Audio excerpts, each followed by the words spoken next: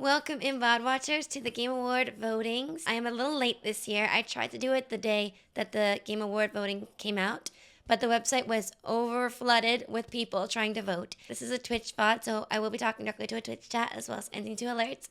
If you don't like that, I am so sorry, but these are my Game Award votes this year. Here we go. They have us start with Game of the Year, which is criminal. You gotta do this last, so I'm gonna skip this for now. And we're going to do Best Game Direction. Awarded for outstanding creative vision and innovation in game direction and design. I have played Clair Obscur Expedition 33. I have played Death Stranding 2 on the beach. I have played Ghost of Yotei. I have not played Hades 2, and I have played Split Fiction. So I'm pretty weighted in this category. Like I have a pretty good idea of what I'm thinking about here. Hades 2, I've seen a lot of because I have friends who love the game and speedrun the game. So I've seen a lot of it. So, and it's gorgeous and it's very unique, innovative. This is a difficult category. Creative vision and innovation. In direction and design. I feel like Death Stranding 2. Death Stranding 2 is very innovative and extremely creative in its direction. I don't know. I feel like it's Death Stranding 2. It's Kojima, an amazing director, and you can really see him explore his ideas and his vision in Death Stranding 2. Ghost of Yotei is a great pick. It's just difficult because the direction is quite similar to Ghost of Tsushima. And you could say that the direction for Death Stranding 1 and 2 are the same. But I feel like Death Stranding 2 is a little more unique and moves away from Death Stranding 1.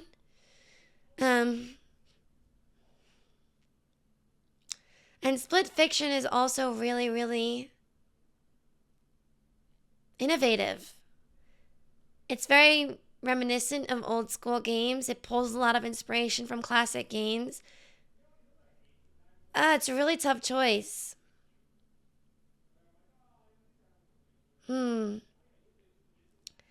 That's true. The last mission on Split Fiction alone was gorgeous. The jury should be required to play all of them, but they probably won't. I don't know. Thank you, Jay. Best game direction.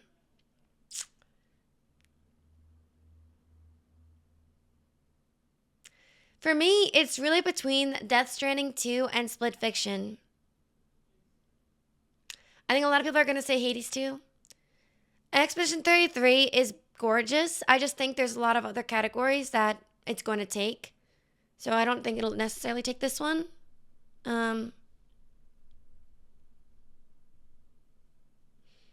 It's either Death Stranding 2 or Split Fiction for me, and I don't know what to pick.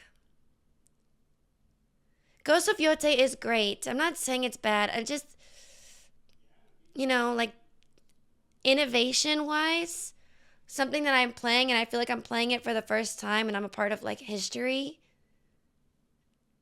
It's gonna be either Death Stranding 2 or Split Fiction,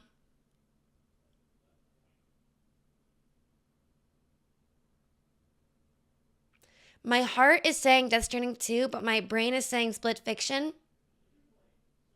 It's my vote. I think that logistically, Split Fiction should take this award. I do think that. But I think, like, emotionally, I think Death Stranding 2 deserves it. So, I think I'll just vote for Death Stranding 2 because it's my vote. But if Split Fiction takes this award, I'll be satisfied. I think that makes a lot of sense.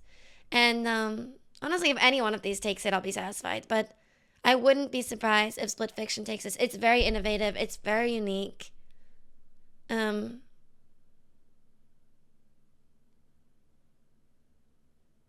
so is Death Stranding 2. So I'm going to go with Death Stranding 2. Next. This is hard. Best narrative. Okay. Thanks for the claps. Thanks. This is very hard. This is very hard, guys. Hi, Mega Badger. This is very difficult. Split Fiction because of the last mission. The last mission is so beautiful. And I think if it wins, it makes so much sense and I would be incredibly happy. I'm just so inspired, and Death Stranding 2 did things to me. Death Stranding 1 and 2 did things to me that were just, I've just never seen in a game before. Just never seen.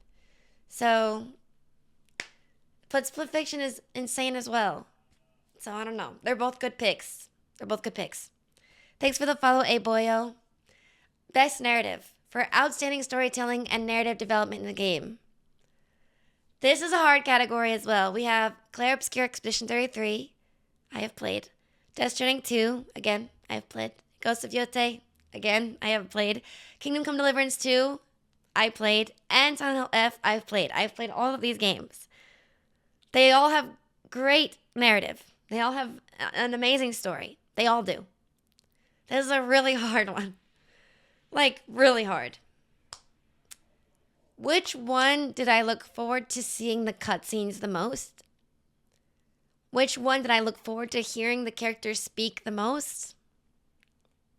Which one did I look forward to the development of the story the most? Which one impacted me story-wise the most?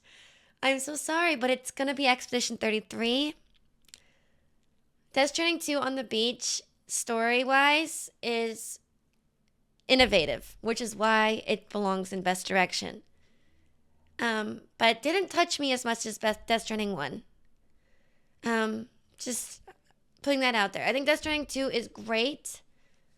There's a lot of moments to it that I think are fantastic story-wise, but it's not my pick here. Ghost of Yotei, I think the game design, mechanics, visuals are all stunning. I do think the reason why a lot of people don't like it as much as Tsushima is because it does lack in the story department. When comparing it to an amazing game like Tsushima. Comparing it to any old game, the story is better than anything by miles. But comparing Yotei to Tsushima, the story is, it does fall a little bit, and so it doesn't make you, it's fun to watch. The writing is awesome. The writing is so good. The acting is so well done. The voice acting is so good. It's so good. But it's not as, I haven't finished the story. I didn't get to the ending yet. I've got like 3/4 of the game done. But I didn't want to finish the game. There wasn't much story to compel me to finish it. And that's nothing to say it's bad. It's just, not as exciting as Tsushima. So, anyway, Kingdom Come Deliverance 2. Holy. I love this game. The writing in the game is brilliant. But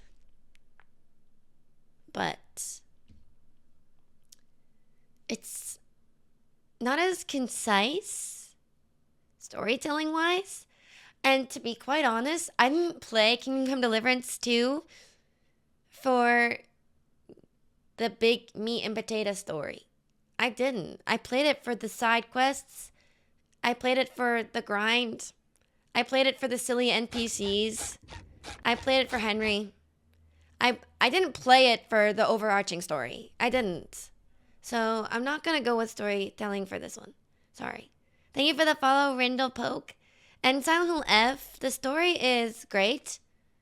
But compared to these other games, it kind of is a tough comparison. It's kind of tough. But the story is great. I love the story. But it's just compared to the other ones, it's tough. So I'm going to go with Expedition 33 here. And it's so good in literally just thinking about its storytelling. Like, people from all over the world watched the game. They didn't even play the game. There's a lot of people who can watch Expedition 33 and love the story. It's just one of those games. The gameplay is great. I'm not saying the gameplay is not worth playing.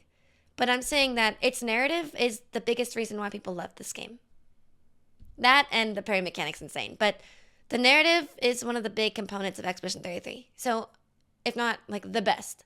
So I'm going to vote for that one. Thank you for the stream, Streak Mayhem. Kingdom Come is my game of the year, and I agree with you. Thank you for agreeing with me. Ghost of Yote is very straightforward in terms of story. It didn't surprise me. Yes. Whereas Expedition 33, love it, hate it, whatever you want to say about it, it's quite surprising. And the twists and turns in this game were, no, I didn't see them coming. So I'm going to go with Expedition 33 for this category. I think this is a strong story that is super compelling. It's like literally the perfect description of this game. Outstanding storytelling and narrative development. Yeah. Am I taking too long on each category? Silent Hill 2 better? I mean, I think Silent Hill 2 and Silent Hill F have different things people can relate to, reference, different perspectives. If you are a young woman, Silent Hill F might speak to you in a different way than Silent Hill 2. And so that's very perspective driven. And I think that Expedition 33, all perspectives can take on the story and enjoy it and have it impact them. So Silent Hill F is just it's difficult compared to the more universal game. So, but I think the story in Silent Hill F is very strong. It's just a tough one for comparing to these other games. Okay, good. Take your time. Okay, good. As long as you guys don't think I'm cooking too hard. Ooh, this is really hard. Ooh, best art direction. This is going to be on YouTube. Yeah, I'm going to post on YouTube. So if you miss it, only thing story-wise I liked with F was that the story changed in perspective with each playthrough. That is very cool. I agree. Building the story every time you play it. And it's a short game, so might as well. I agree. I think that's cool. Some people complain about that. Some people complain about real ending being locked behind New Game Plus. So, hi, Boogie. Yeah, this is a hard one. You think it's E33? Okay. Best art direction. For outstanding creative and or technical achievement in artistic design and animation. This is so tough. Clair Obscur Expedition 33, Death Stranding 2, Ghost of Yote, Hades 2, Hollow Knight Silksong. I have not played Silksong or Hades 2, but just because I haven't played them doesn't mean I cannot deny they're gorgeous. I watched a lot of people play Silksong. I went to Fast 52. I watched the speedrun of it. It's beautiful. It's so beautiful.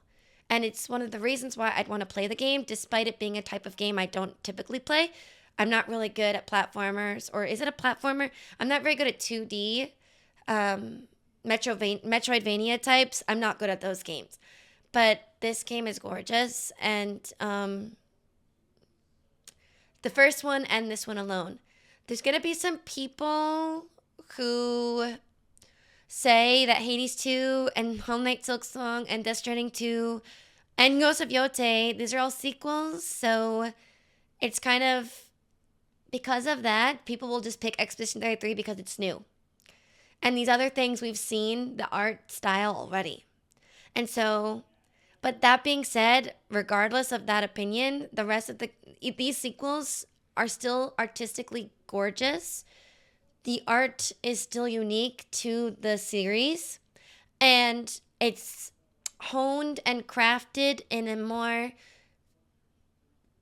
peak way than the first game. I think all of these games have taken the art style of their first game and made it blossom into something even better in their second games. So I think, yeah, you're valid for saying these are sequels, whatever. Pick the thing that's new.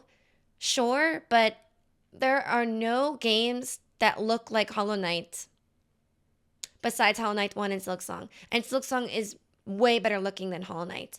Hades 2 as well. Hades 2 and Hades are gorgeous, very unique, and there's no game that looks like Hades 2. So Death Stranding as well. Ghost of Yote, there can be some comparisons made, but yeah, regardless, those are very unique art styles that are very specific to their series and have only gotten better with their sequels. So that whole thing aside. Silksong is a platform amongst other things. Okay. I like Hades' art style, but it has been done and is entirely about the animation. E33 has that plus really well done motion capture blended in, and it was original. This is valid. Yote looks so damn good. It is beautiful. DS2 is visually stunning as well, but it's pretty straightforward in how it's very realistic with sci-fi elements. True. E33 is artistic, even the word itself is arts. I agree. You're right. It's literally about painters and artists, and you can see it. I literally bought Silksong despite zero plans having played it at all. Just did it to support their pricing and their simultaneous Mac release. Yeah, Team Cherry is amazing. Team Cherry is amazing. Sandfall Interactive is amazing. Supergiant Games is amazing. Kojima Productions is amazing. Sucker Punch is amazing. They're all amazing.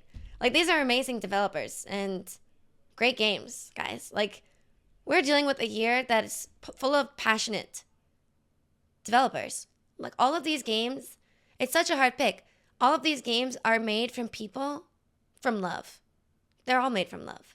And so, what do you do there? You know? Hades is an evolution of Transistor's Bastion style. Oh, I see. Okay, so I'm not familiar. Okay, thank you. Supergiant are good at what they do. The one thing is that E33 is the only one that isn't a sequel. Yes, and yes, this is valid. That gives it a leg up. I do think that Silksong has a strong argument here. I do. Because I think that Silksong is I know what the images are from. As soon as I see even like a fourth of the screen of Silksong, I know it's Silksong. I've seen Hollow Knight and I've seen Silksong, and I've not played either, but Silksong is so beautiful. It is so gorgeous and so unique and hand drawn. It's insane. It is hand drawn. I'm not mistaken, right? That the game is literally hand drawn. It's a beautiful game. So it's really tough to compare. I love Kojima, but I think E33 was the most unique of any RPGs coming out in the last few years. How the art of the Pictos was incorporated in the character designs and abilities. I think you're right. E33 is insanely gorgeous. It's really good. It's really tough. Let me see. Let me Google really quickly if you guys don't mind.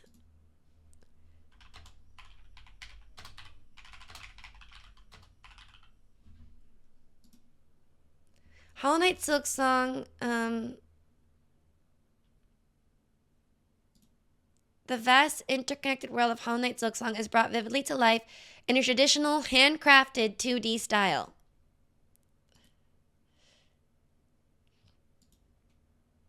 Isn't that insane?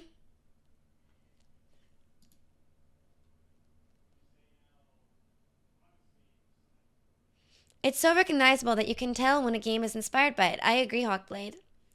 So I'm going to say, as much as, okay, you guys know I love Expedition 33. I haven't even played Hollow Knight Silksong.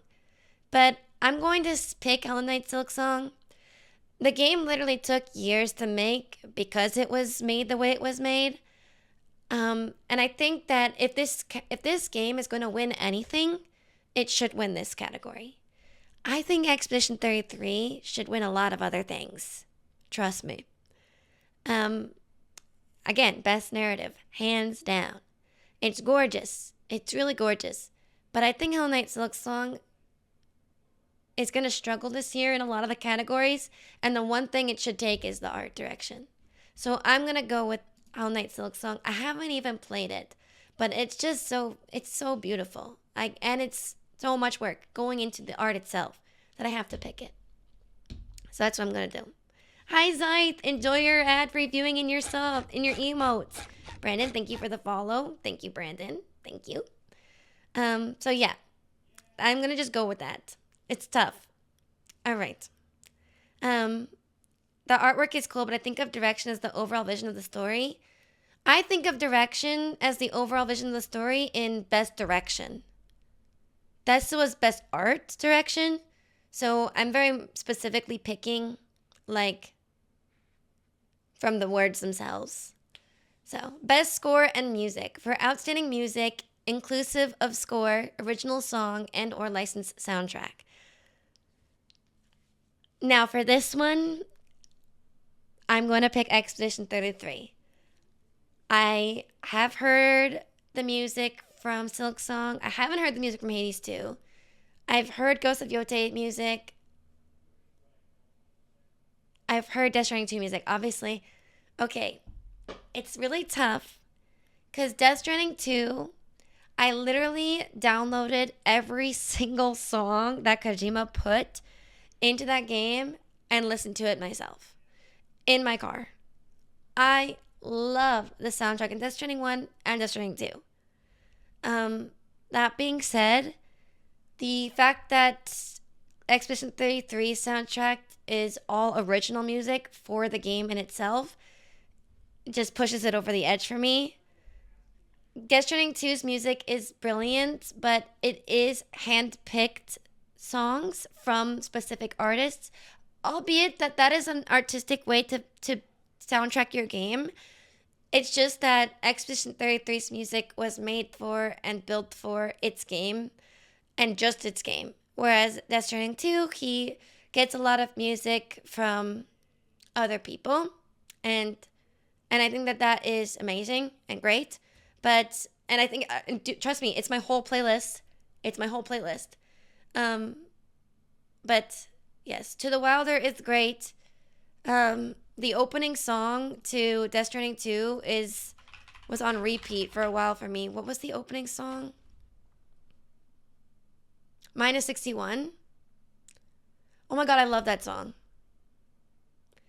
I love that song. I love Woodkid. But that being said, I think Woodkid is awesome. I think Kojima's music taste is brilliant. And I think he has a keen ear for music design in his games. But I'm going to go for the original soundtrack for Expedition 33. It just feels right to me. And, yeah. Thank you for the follow, Ghost. I also put a lot of Expedition 33 music onto my Spotify. So, it's nice of Austin Wintory to give someone a chance to win this award, though. Who's Austin Wintory? E33 soundtrack is crazy. This was the composer's first game and wrote all such beautiful thread throughout. Yeah. It's brilliant.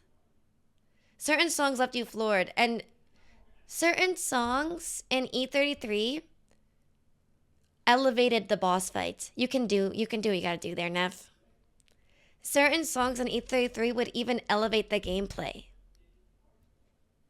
You can't contest that. Like this is a really, I feel like there should be two categories, one for OST and one for curated soundtrack. I think that's valid. I think you're kind of right.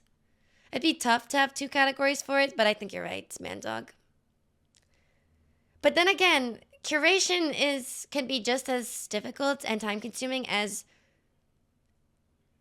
starting an OST from scratch. And Death Stranding 2's music is memorable. It is. It's very memorable. I listen to Don't Be So Serious and I cry. You know what I mean? And I think of Sam Porter Bridges walking in the world. I do. So it's very well done, but I'm going to go with E33 because it's brilliant. It's so good. The boss fight with the lion literally left a large amount of streamers speechless. That was a great song. I'm sorry, my nose is stuffy. But yes. Oh my gosh. Sorry. Oh, okay. Hi, Waffle. I didn't play E33, but from what I've seen, I hope it wins lots of awards. Welcome back, super cool. It's a great game. Okay, best audio design. Recognizing the best in-game audio and sound design. Battlefield 6, Expedition 33, Death Stranding 2, Ghost of Yote, and Silent Hill F. I haven't played Battlefield 6. I'm sorry. So I won't be voting for that. But if you like BF6 audio design, that's great. Thank you for the 16 months, Feather. Thank you, Feather. Hi, Feather. Thank you, thank you, thank you. The audio design in BF6 is probably great. It did sound really good. That's awesome. I can't vote for it. I didn't play it. But if you vote for it, go for it. And if it wins, valid. But I'm going to go with my pick here. And I think I'm gonna go with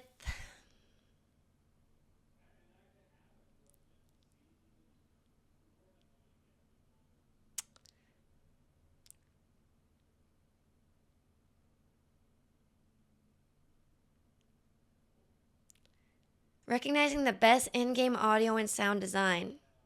Okay, for me, let me walk you through my train of thoughts. I agree, this might be the only award that SHF can win. I agree, PayPal.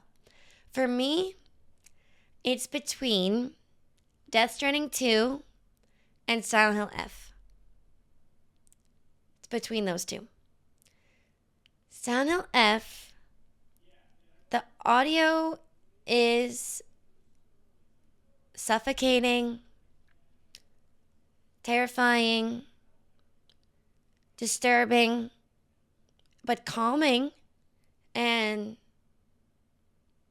quiet when it needs to be. It's a very wonderful, crafted horror game with layers to it. The Silent Hill series in general has always been amazing audio-wise. Like, horror games in general always have, like, if your audio in your horror game isn't peak, your game's not gonna be scary and or impactful emotionally. Silent Hill F does create the ambiance it needs to create, and with the audio, it really does.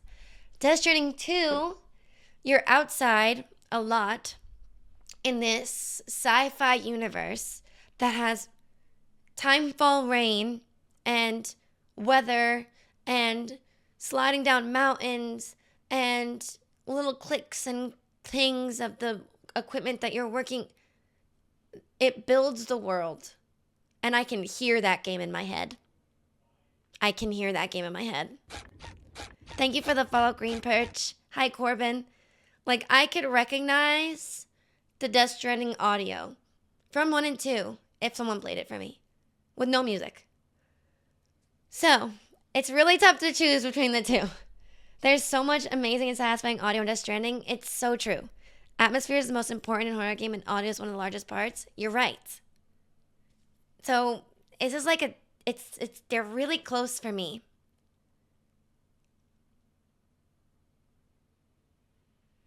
It's really tough. So here's what I'm going to have to do. I think I'm going to have to do something like this, okay? This might be, like, crazy, and I don't know, but I'm going to do this.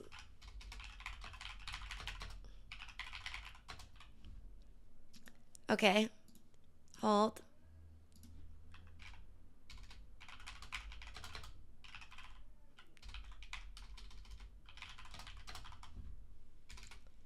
Okay, I'm going to do a non-spoiler section.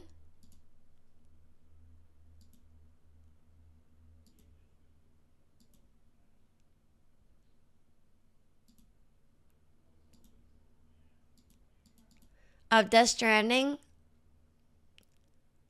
And a non-spoiler section of Silent Hill F. And I'll just play the audio for us, no visuals. Okay?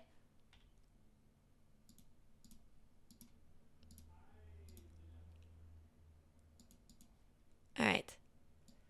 Okay, let's turn off this music. Here is Death Stranding.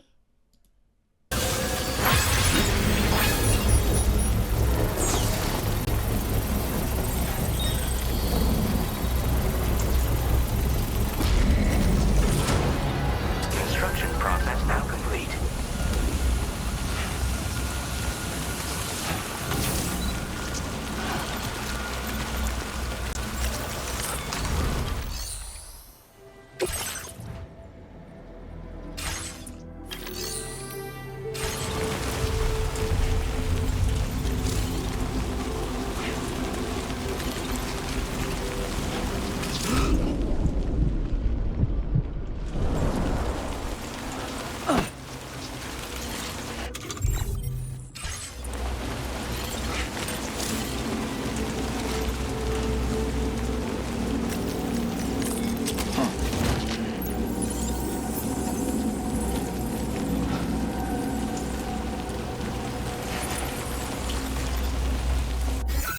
Why is this person not moving? There we go.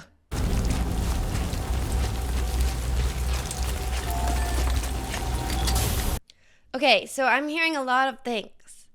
Breathing, every menu screen having a slightly different tone. Then when you approach one of the thingies that you have to build with, I forgot the names of them. And the rain, I'm hearing so much.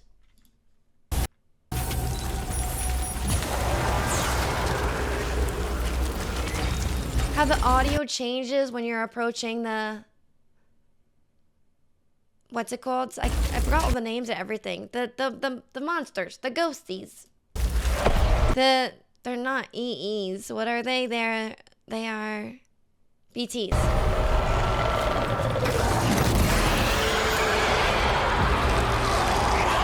Even the noises the BTs make. Okay, so that's that game. All right, and now we're gonna do Silent Hill F.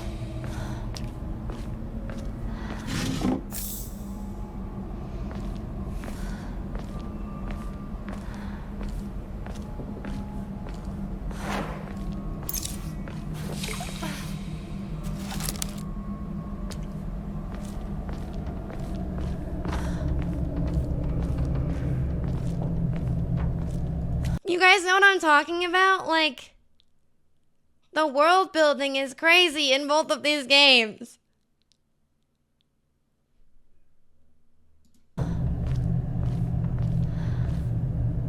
Like, you can feel it, like the fear. It's crazy. Thank you for the 16 months, Skirty.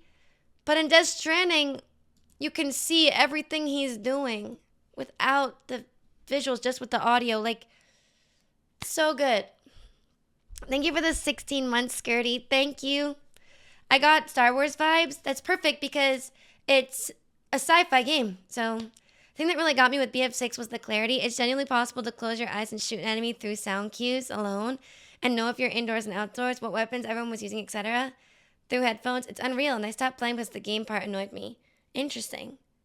That is interesting. I've never played Battlefield 6, but that's still... It's a hard comparison with these. You can hear everything, and there's so much going on. In Silent F, every noise sounds so much more pronounced because of the silence background in the dead world. Yes. And then the moments of, like, build-up where you're running or you're in the dark part of the world. You know what I'm talking about? No spoilers. Dude, it's really tough. It's another one of those situations where my heart is saying Death Stranding 2, but my brain is saying Silent Hill F. And so for this one, I think I'm going to go with Silent Hill F because I can't give Death Stranding 2 every single award. And that's not the only reason, but also because I do feel like Silent Hill F's strong suit is its audio.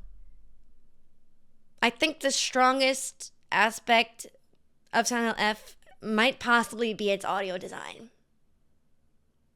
to be quite honest. Wow. So I'm going to go with Silent Hill F. But if Death Stranding 2 takes it, or Battlefield 6, you guys love it, I won't be surprised. And I would be happy.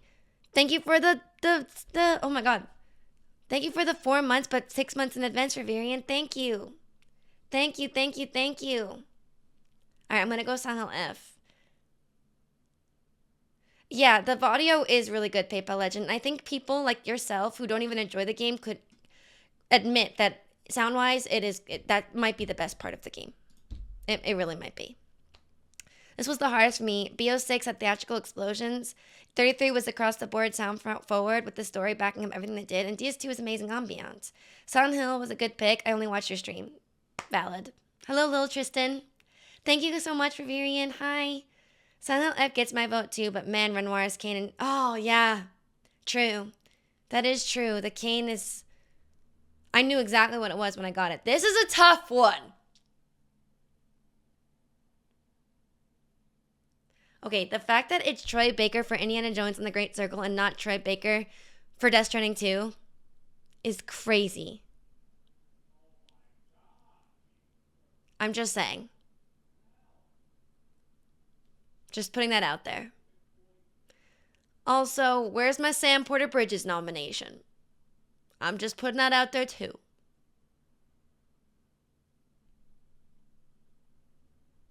What are we doing today? We're voting for the Game Awards. You voted for Konatsu in this one?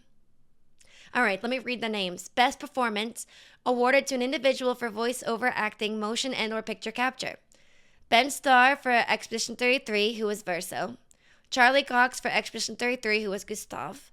Erika Ishii for, I forgot her name in Ghost of Yote. Man, oh my gosh. Atsu, thank you. And Jennifer English for Mayel in Expedition 33. Sorry, my brain is cooked. Konatsu from, the main character is on the left. Oh, what's her name is? Hinata? Hinako. I just heard it. I'm sorry, I'm really tired. And Troy Baker for his Indiana Jones role, which is surprising. This is a tough one, but I give it to Jennifer English since she did Mayel and Alicia, and the subtlety of the performances is phenomenal. She's very talented. I was surprised there were no Death Stranding performers here. Yeah. Erika Ishii gets to win here to make up for her getting snubbed in Dream Daddy. Erika Ishii did an amazing job as Atsu. One of the best parts of Ghost of Yote. I loved Verso.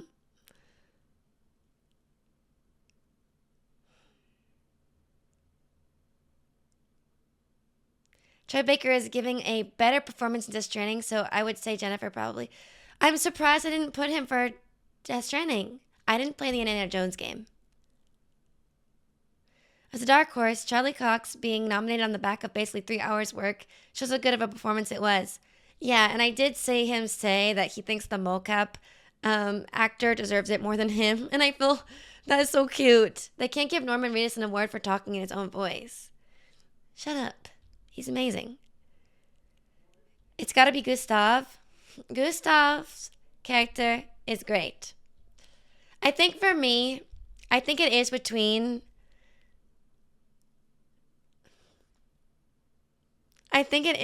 Jennifer English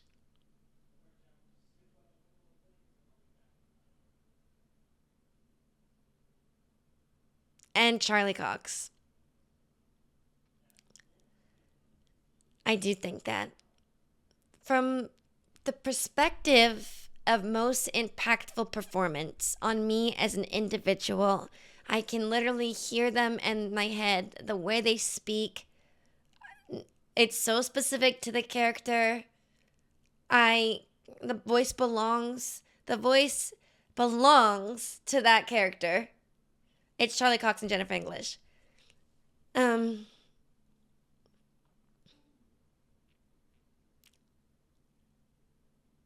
So I think that being said, I'm sorry, but if Max SKSVA, who also did Verso's mocap, was there, he would be my instant vote. And I'm quite astonished he didn't get a nom for either. He did storytelling through Verso's body language. You're right. The mocap people, I think voice acting and mocap acting should probably be separate. We're living in an age where the mocap actors deserve their own award. Because, like Charlie Cox said, the actor who played Gustav visually did a lot of the work in building that character. I don't even know his name, and I should. So, for some of these people, they did both the voice acting and the mocap, but I do think there could be a separate best voice acting and best performance. Voice acting being the voice acting. and performance being the physical motion captured performance, maybe something like that, because this is a very new world we're living in where people's faces can be in games, you know? Andy Serkis never winning an Oscar because they don't appreciate mocap acting. Yeah. Max also did Gustav's mocap, by the way. How is he not nominated? That's what I'm saying. Like, those performers deserved. I think there should be a specific category for those people. Yeah. Yeah. But that being said, I think the voice actor who most impacted me this year made me fall in love with the game and made me build a cosplay from the character that they voice acted because I love the character so much. It's going to be Jennifer English for me. I love Mael. I love Alicia. I love Expedition 33. I loved her in BG3 as Shadowheart, but I do think she really shined in Expedition 33. And this is her game. This is her game. And Mael is the real main character of the story. And she pulls through with her voice, and I can literally hear her in my head. And I love her. She's great, brilliant. They're all great, brilliant, but this is a good one. This is a very good one. Yeah, no bad choice for a lot of these categories, honestly. Innovation in accessibility. This is a tough one because I haven't played a lot of these games. So this was a very stacked year, Riverian. Very, very stacked. I also love all the interviews with Jennifer and Ben together. They're so funny.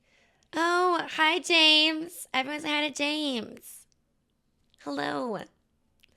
Innovation in inaccessibility.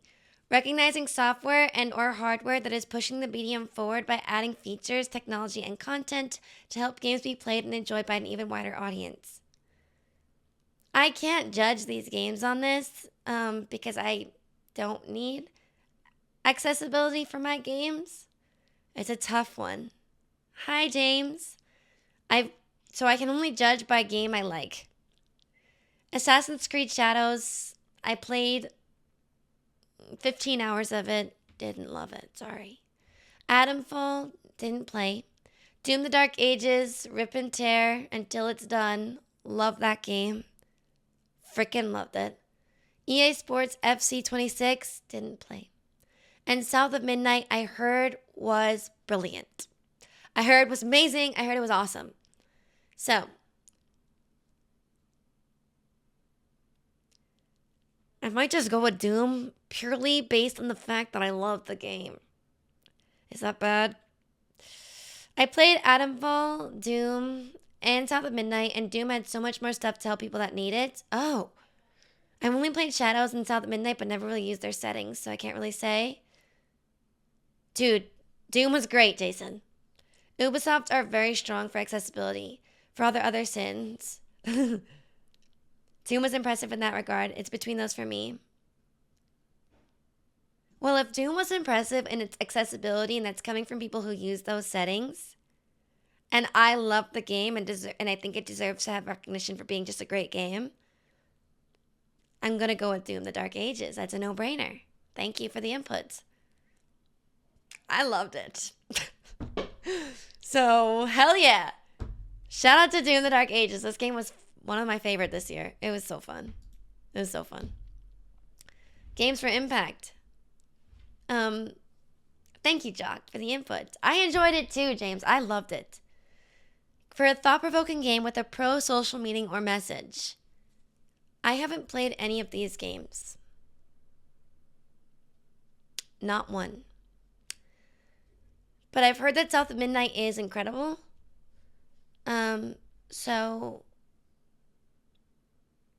do I just go with that one because everyone likes it?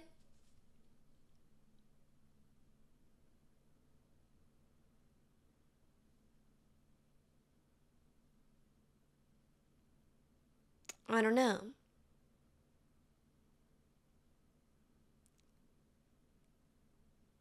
Where are my words going? You should play South of Midnight. It's an amazing game. I've heard it's great.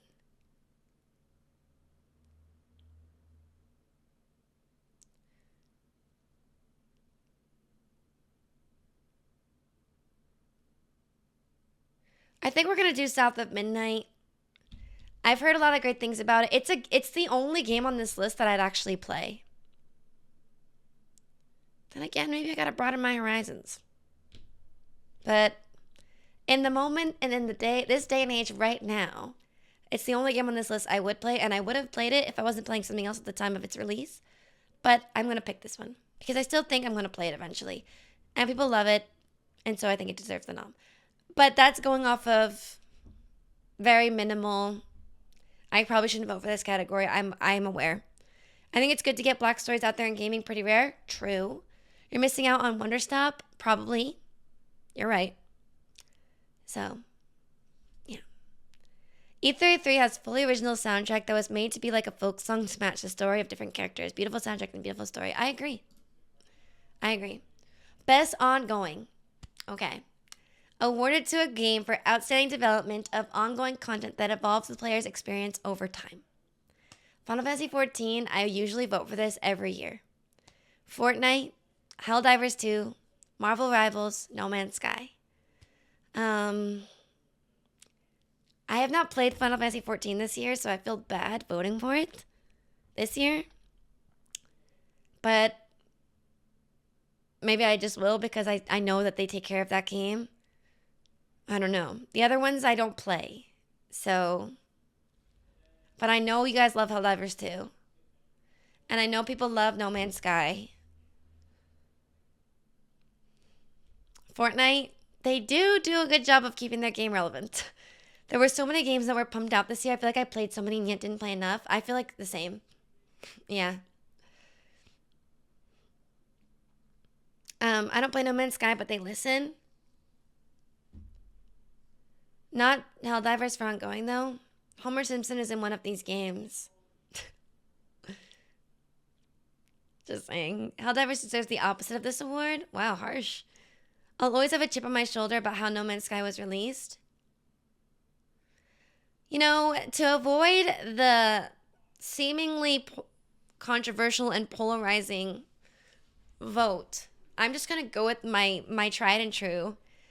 I think that one of the things that Square Enix does continuously correct in 2025 is Final Fantasy XIV. The new stories, the continued development of the open world game, and it being one of the only like MMOs to continue to just be good and release good stuff. And just have such a huge audience. Like, I feel like so tough to have an MMO in this day and age. So I'm just going to go with this one. My foot fell asleep. Thanks for the 9 months, Karis. Although I haven't had the time to play it this year. Because it is a time-consuming game. So, all of that being said, I didn't really play it much this year because it's too much time. I feel like Rivals is a weird addition since it's barely a year old. Yeah, it's a weird addition. I agree. Thank you for the moo-moos, guys. Karis, thanks for the 9 months. I'm trying to shake my foot so it's not in pain. There we go. Best community support. Ooh, recognizing a game for outstanding community support, transparency and responsiveness, and inclusive of social media activity and game updates. This is a no-brainer. This is Baldur's Gate. The community support. I should read the other category. Baldur's Gate 3, Final Fantasy XIV, Fortnite, Helldivers 2, and No Man's Sky. Baldur's Gate.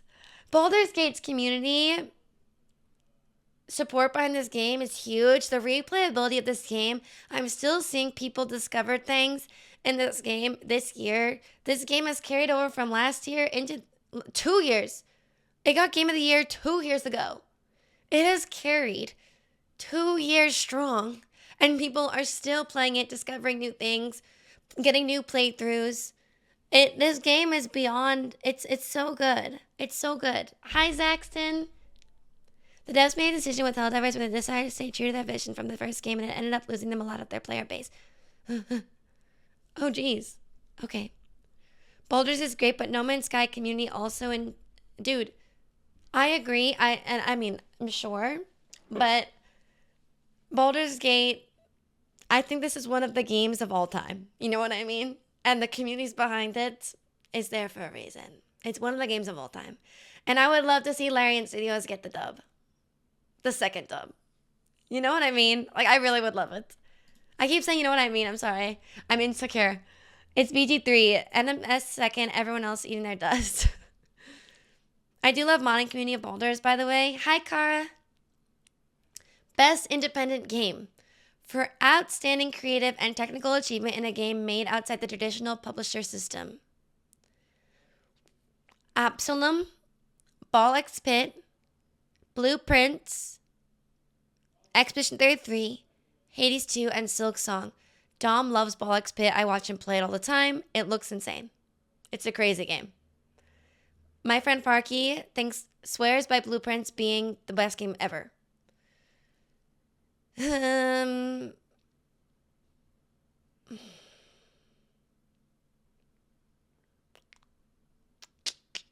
fact that Expedition 33 is an independent game is crazy.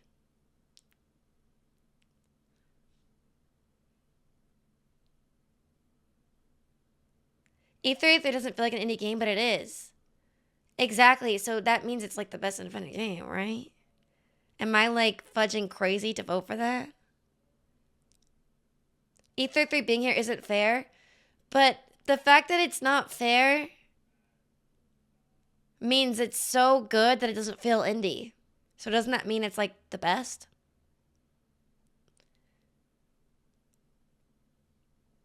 I don't know. I listening to Crunch and his rec for that one. Blueprints is one of my favorites now. Blueprints is base pick. They shouldn't have put E33 here because come on. I mean, but if it's an independent game, it's an independent made game. And it is. It's an independently made game. It had like what? Like 20 something people work on it? E33 not feeling fair is proof it should win. I mean, yeah. Like, I don't know.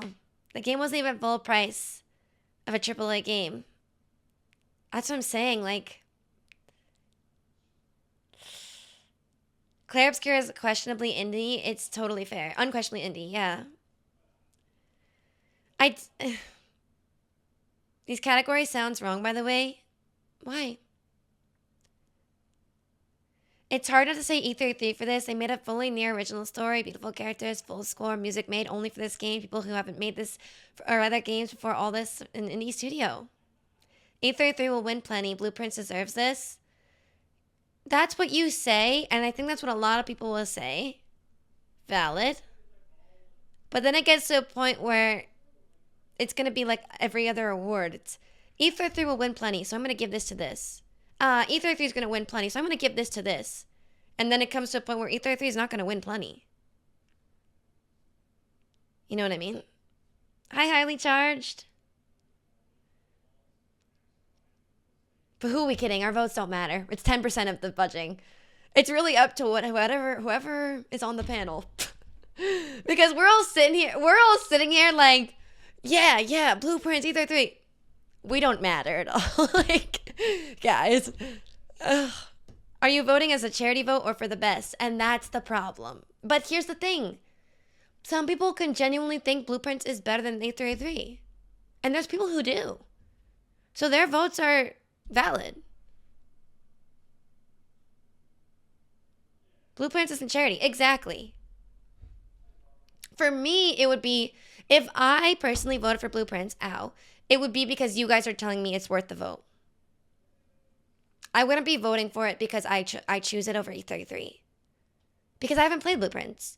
And I'm not a puzzle person. So I wouldn't like Blueprints. But I've heard it's great. I've heard it's amazing. So I could vote for it just because I've heard it's great, but I like E33 the most. You know? It's the only game I've played on this list. So it's fun to see everyone have different opinions on this. So many good games. But I have watched Dom play Ball X Pit, and I will say that game's awesome. That game is awesome. That game is sick. I feel like Silksong is the game that most would not exist if the devs were not independent. This would not exist the most if the devs weren't. I understand that. That's valid. This is a tough one. Isn't there a category that is... Hold on. best debut indie. Ah. Dispatch? Interesting.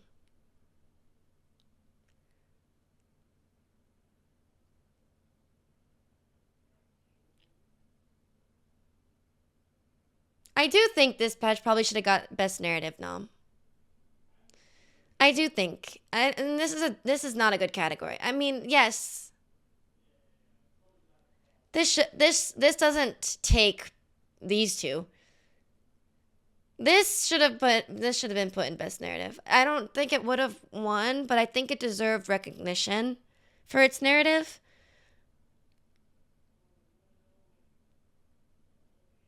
This was a well-written story. That's tough. No, Dispatch didn't just withdraw. Megabonk withdrew from this category. Yeah, I don't know. That's kind of sucky that they didn't put this in best narrative. I forgot about this game until this moment, seeing it like, oh. That's tough. Yeah. It is what it is, I guess, at this point. Wow. Thank you for the 18 months, Marky. Yes, so they put Megabonk as a debut indie, but then the developer said he's not a debut indie artist, so they took him off. That's basically what happened. Dispatch is in an odd place since only the first 4 episodes are in consideration. Yeah, that's tough. Thank you for the 18 months, Marky. Hi, Marky. Hi, Zorb. That's tough. Okay, here's what I'm going to do. Overall, my best independent game is Expedition 33. I know. But my vote really doesn't matter at the end of the day. This is just the only game I played. And if it's so good that we don't think it belongs in this category, I feel like the scale of which this game is on is just infinitely larger than all these other games. And so I'm going to go with this one. And then for best debut indie, I'm going to go with Blueprints. Good, fair. I hear you guys. Blueprints is amazing. I think it deserves a reward. I think this, if E33 wins both of these categories, I'll be a little upset. That wouldn't be cute. And that wouldn't be cute. And I don't think the panel would let that happen on it. I don't think it would let that happen. But I'm going to go with best debut indie for Blueprints. Yeah. Now E33 is going to win by 1 vote. No. The panel will outweigh me, I promise. All right. Okay? Okay. So that's what I'm going to do here. I've never played this game, but I've heard it's great. They'll let it happen. I don't think they've ever done that. They usually balance it out really well. Best mobile game. Feel like they spread the awards out for indies to give something to them since E33 prob's gonna win everything. Yeah, I do think that there's, yeah. The panel are in chat watching and taking notes. I won't comply if E33 wins everything, just saying, well, it does deserve to win a lot. Just because a game is really good and is getting recognition for being good doesn't mean it doesn't deserve to win. I know, like, recency bias is going to get us here, and as well as the fact that it's so popular. Thank you, Dom, for the raid. Everyone say hello to Dom and the Raiders. Hi, Raiders. We are doing our votes for Game Awards. I just did some voting here. I did go for E33 for my best independent game overall. And then I did do Blueprints for my best debut indie game. If you want an idea of what's going on here. Hello, Dom.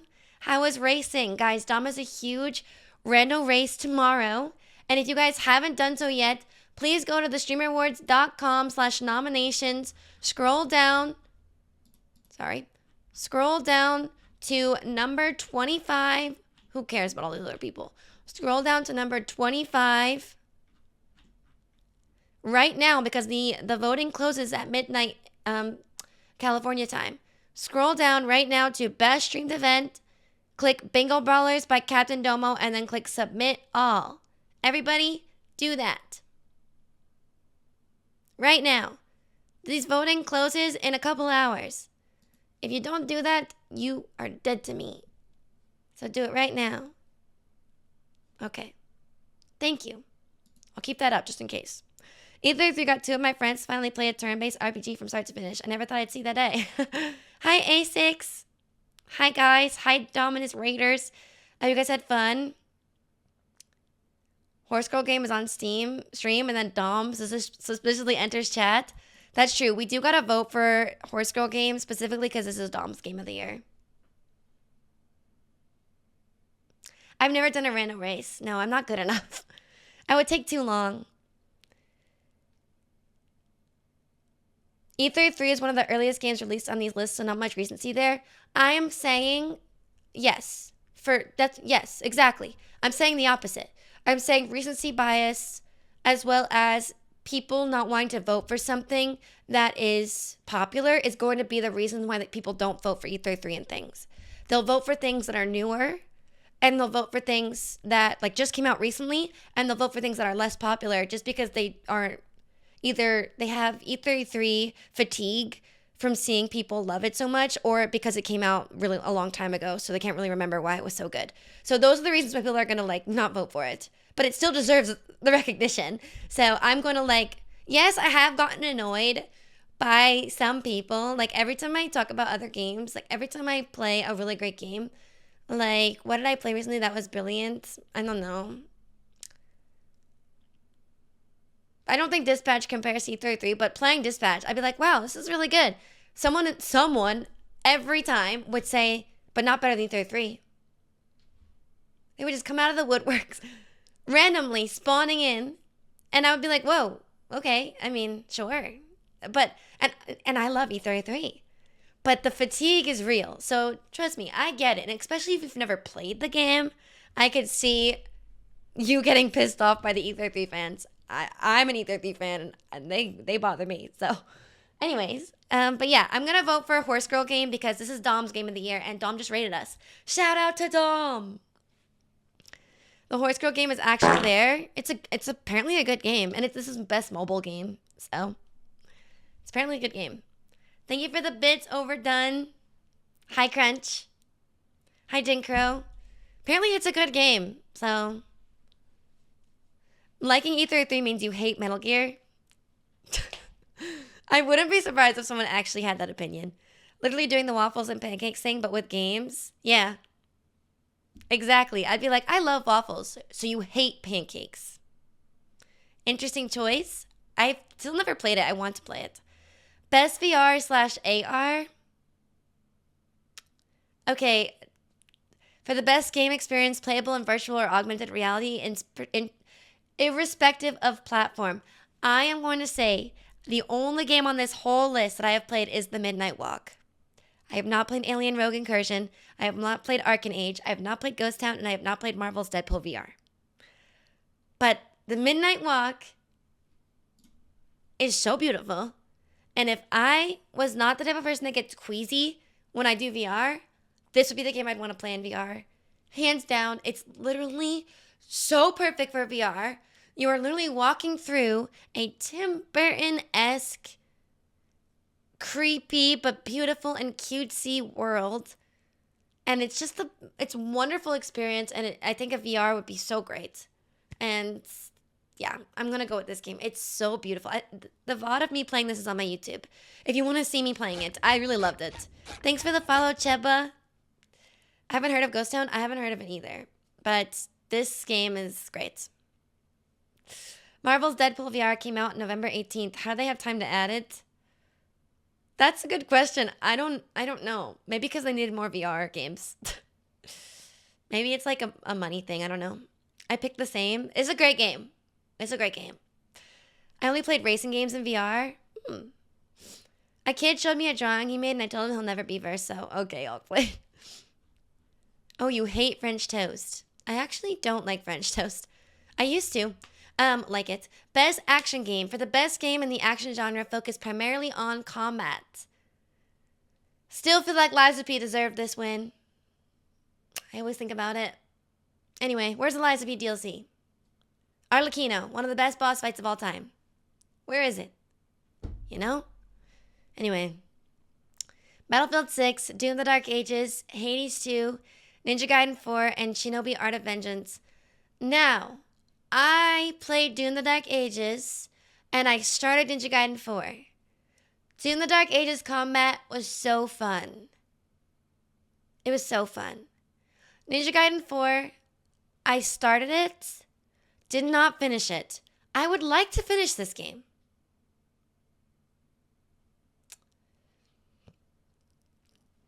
I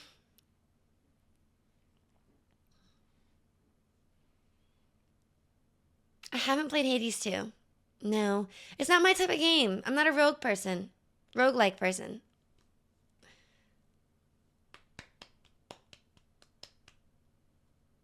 Hi, Goma. Where's Kazan and Lies of P? Kazan? Lies of P. DLC. Kazan... You know what? For its combat, it deserves recognition, but for its repetitive nature... Anyway. Anyway. That game did not need to be as long as it did. Good night, Hawkblade. It was last year. Because almost last... I thought it was February of this year. Am I crazy? I'm pretty sure Kazan came out in February of 2025. It was this year. Okay, yeah. Hi, Shark. March. Oh, okay, yeah. Thank you for the follow, Jay Perez. Good night, Hawkblade. March 27th. Okay. 1 month off. Hi, Shark. Wow. Thank you for the 21 months. At tier 2. Thank you. You guys want to see my Christmas tree? Ta-da.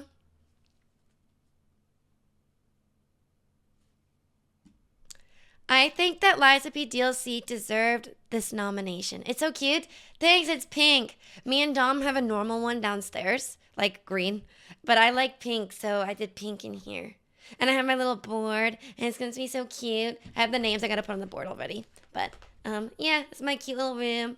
I love it. Thank you.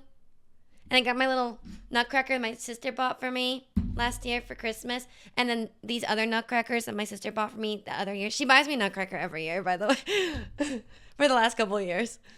Anyway, now Dom isn't the tallest thing in the house. True. The tree downstairs is 8 feet. So, yeah. I got the 8 foot one, because I wanted the tree to be longer than Dom because I want him to feel like a kid. Because Christmas should make you feel like a kid again. So it was between the 6 foot one and the 8 foot one. I'm like, get a tree that's his height or get a tree that makes him feel like a child. That's why I got the bigger one. Give 5 subs to be nominated. What? No. Have you used them to crack nuts? No, they're like decorative. They're really cute. Like, look, they're hand painted. They're really cute. Actually, you can't even open the, what do you call this? Smasher? I don't know. How tall is your ceiling? I don't know. How tall is your ceiling? Okie dokie. All right, let me think. This is a tough one for me because I've heard the combat in Ninja Gaiden 4 is great. I've heard the combat in Hades 2 is great. The only one I've played in full is Doom. This might be one that I skip because I genuinely don't know what I'd pick here. Hi, Marcus. What do you guys think? What's like the general consensus? You're a thoughtful person? Oh, Shark. Thank you. Hades 2, Doom, BF6, Ninja Gaiden. Okay, wow. A lot of people with different opinions. BF6, Hades 2, Hades 2. So it looks like majority is BF6 versus Hades 2 and Ninja Gaiden. Balatro sweep. Shinobi is the only one I played, but it was only the demo. I never played it. There's some Shinobi people. I voted 82, but I respect a Doom vote. Okay. I can't vote for Battlefield 6 or Shinobi because I haven't played those, and I don't intend to ever play them. Hades 2 is a game I could see myself playing off stream, and I watch people play and I enjoy watching. Ninja Gaiden 4, I've played the style of this combat before. It seems elevated in the fourth one. I really like that. I just haven't finished it yet. Doom is really fun. So those are the three I'd probably pick from. Yeah, it is. It's definitely genre preference than game preference. They're all such different combat styles. It's hard to compare them. You're right. Yes, Italic. Doom was disappointing. It was the first Doom I ever played, so I had nothing to compare it to.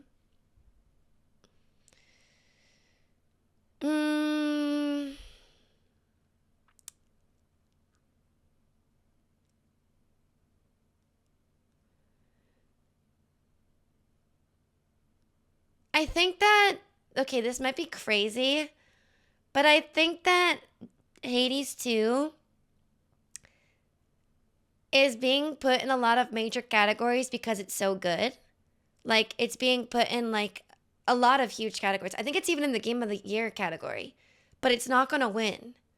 And so, if that is the case, that game must be so good that it really deserves recognition and it deserves to win in something. Is that terrible logic?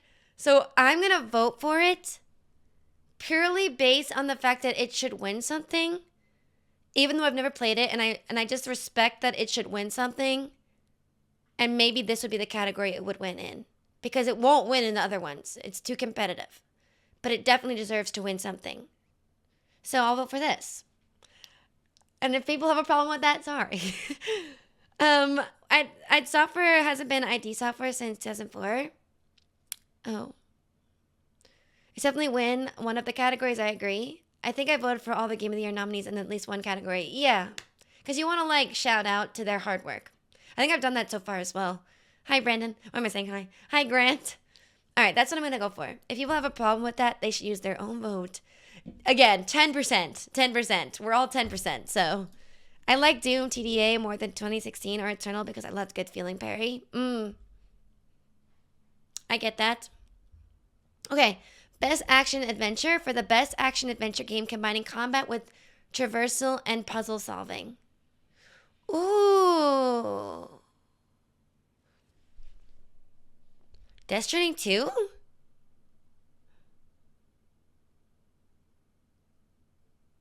I guess Death Stranding 2 is because you have to, like, utilize what you have in order to carry the cargo in the best way possible.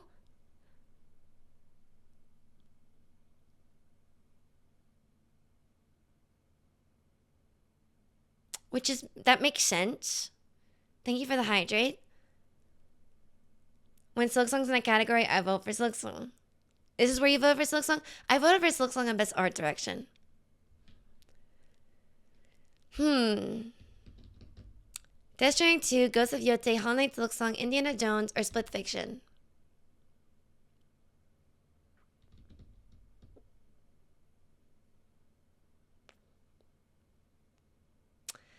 I think for this, I think I'm going to go Ghost of Yote.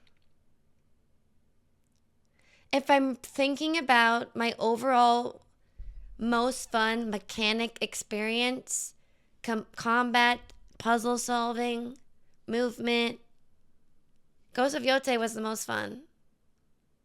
I really love the combat in that game. I really like the puzzle solving in that game. Like, I don't know. Right? I mean, Death Stranding 2, it has combat, sure. Split Fiction is good, but it's just not enough. This has been such a comfy comeback stream. Hope you're back. Thank you, streamer, for streaming and chat for chatting. Thank you, Jock. Everyone say goodnight to Jock. Good luck with not saying controversial gaming opinions. Oh, God. Did you play Skong? I haven't. I'm not really good at the Metroidvania 2D type games, but I appreciate what it does. And I voted for Best Art Direction because it's gorgeous. I think I'm going to go with Ghost of Yote. I feel like for me, it's Ghost of Yote's strong suit is its combat and puzzle solving and its action adventure. Its strong suit is not its storytelling. Sorry. Its strong suit is not its music. It's visually beautiful, but I think that the reason why I would play Yote is because I really like the feel. I like the mechanics. I love the mechanics. You guys, when I played Yote on stream, I grinded it. I literally played it in silence. If you watch all my VODs on YouTube, I would just traverse the map up and down and up and down and up and down to fill the whole map. I love the puzzles in Yote. They're so satisfying. I love the combat. I love the boss fights. It mechanically, it fits this category for me the most out of all these games. So I'm going to go with Yote. And yeah. I felt weird about DS2 in this category. I gave it my vote in whatever the direction category is. Yeah, best direction. I think I voted for it for best direction as well. Yeah. Yote can be challenging, but the combat is so satisfying. It's so satisfying. It's so satisfying. The puzzles are simple, but they're fun. And yeah, it's a great game. It's a great game. It's mechanically, it's a great game. It is. So, but I do think a lot of people were disappointed by the story, considering they compared it to Tsushima, and Tsushima's story was so good. So that's why people critique Yote a lot. But the mechanics are great. I've never played the Indiana Jones game. I'm sorry, guys. I know people loved it, but yeah, I was surprised how much I liked Indiana Jones. I've heard nothing but good things. Best RPG. For the best game design with rich player character customization and progression, including massively multiplayer experiences. I know what I'm going to put. The game that I'm going to vote for, there's Avowed, Expedition 33, Kingdom Come Deliverance 2, Monster Hunter Wilds, and The Outer Worlds 2. The game that I'm going to put for this is the game that I spent hours becoming an alchemist. I spent hours blacksmithing, and my chat had to hear dink, dink, dink. I spent hours rizzing the huzz. I spent hours doing side quests for random people, finding people's daughters, finding their sons. I think Kingdom Come Deliverance 2 is the ultimate RPG, and it is literally, if you're craving taking care of an adult man, Kingdom Come Deliverance 2. Like, it is the RPGs of all RPGs. Henry is your sim. He is your baby. Like, it's so fun, and it's so addictive, and I did not think I'd like this game at all. And this game was nominated for Game of the Year, and I think it's going to struggle against Expedition 33, but this game is so good.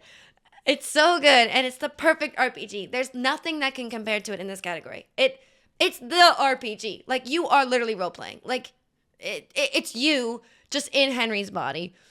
It's so good. I would have played it by now, but the combat looked kind of awful. That's people's biggest issue with the game. People hate the combat. Apparently, 2's combat is much simpler than 1's. And so I think that's valid. But for RPG, it's the RPG of 2025. It really is. There's really no comparison. Kingdom 2 is more of an RPG than E33. Yes. I'm surprised E33 can fit this category. I mean, I guess because of like the leveling system. But this, yes. Your vote makes a lot more sense when rereading the category description. Thanks. But yeah, no, this is so good. Henry, love ya. E33 is a better game, but Kingdom 2 is a better RPG. That makes a lot. That's a good take, honestly. I think E33 is my favorite of the year, but Kingdom Come Deliverance 2, I don't know, man. It's a good game. It was one of my favorite games I've ever played on stream. I loved it. I loved it. Every single NPC you run into has something to say. They all have something to damn say. And it really is so immersive. It's so good. It's a great game. You gotta play it. If you like RPG, if you like living in a world, you're literally a man. You're just this dude. Okay? He's you. And it's so good. I can't explain it. E33 is a better game. Oh, wait, the combat is great once you get the hang of it. People are just used to button mashing. It's a little clunky, but I think it's supposed to feel clunky because it's supposed to feel realistic. I kind of feel like the combat's a little crappy, makes it feel more real. Yeah, yes. I think it's supposed to feel like that because Henry is not a real knight. He's not a knight. He's just a guy. So it feels clunky because he's clunky. He sucks. Thank you for the follow, Time Tiger FOV. Yeah, it's a long one, Shark. It'll take like 100 hours at least of your life. Anyway, men. All right, to be literally a man. I know. My boy Henry and his dramatic vest, he deserves this. Hi, Neil. Hello. Oh, you lost me with this. You lost me. I don't know. Best fighting? I haven't played any of these. For the best game design, primarily around head-to-head combat. No clue. Yeah, never would know. Makes sense. Why would Henry be good at combat? You're right. And the whole game is just that. Like, why would Henry be good at speaking? Why would Henry be good at reading? That's literally Kingdom Come Deliverance. It's the ultimate RPG. It is. I voted MK out of loyalty. 2KO. This category's lost. Hi, Meal. 2 of these games are ports of older games. Oh. I skipped this category. Okay, I'm going to vote for 2KO purely because Ari is so hot in this game and I love League of Legends.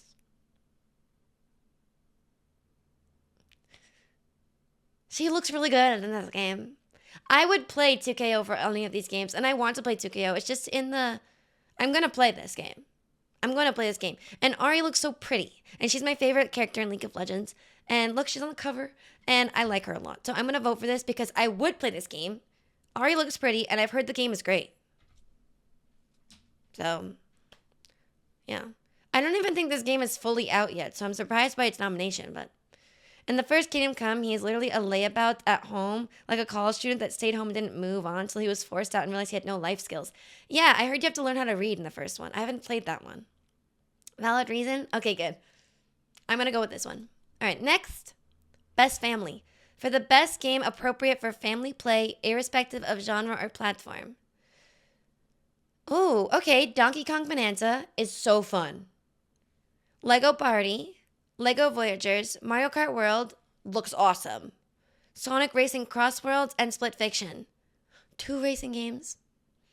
Henry is just me, except I'm literate. Donkey Kong because monkey. Donkey Kong versus Split Fiction here for me. Mario Kart was disappointing. I haven't played it. I watch people play it, and I love watching people do skips in it. As much as I love Split Fiction, Donkey Kong made me feel like a kid again. Really? Wait, okay, I'm gonna go Donkey Kong then. Yeah, you're kind of right. Split Fiction's good though for a family because it's about his daughters. And I could see my sisters and I playing that as kids.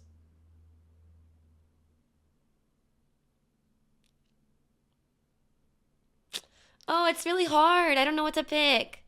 Was DK that good? I've only ever seen people speedrun it. And by people, I mean CJ, my friend. But it looks so fun.